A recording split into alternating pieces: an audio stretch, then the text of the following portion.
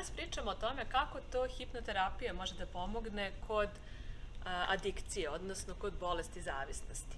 Nije važno koja vrsta zavisnosti je u pitanju, da li je u pitanju alkohol ili šećer, igrice, duvan i tako dalje. Bitno je da postoji neki program u vama koji je suprotan, odnosno u suprotnosti sa vašom mentalnom odlukom da želite da se oslobodite te zavisnosti.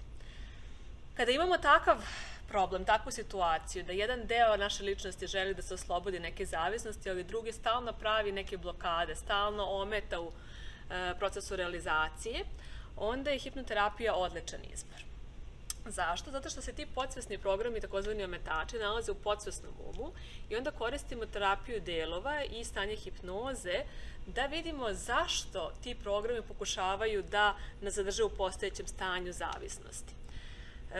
Kažu da su te navike koje postoje u podsvesnom umu do te mere jake zato što uglavnom ti programi u stvari pokušavaju da na neki način očuvaju naš život.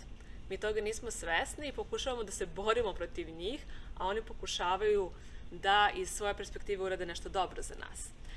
Zato na hipnoterapiji odlazimo do tih uzročnika, objašnjavamo tim delovima naše ličnosti koji imaju tu miskoncepciju i veruju da čine nešto dobro za nas, objašnjavamo im kakvu štetu u stvari nanose i onda kada uvide ti delovi naše ličnosti počinju na jedan magičan način da sarađuju i da rade u korist cilja koji ste postavili, bilo da je to da ostavite pušenje, da prestanete da pijete, da smanjite unos šećera, gledanje TV-a, igranje igrica i tako dalje.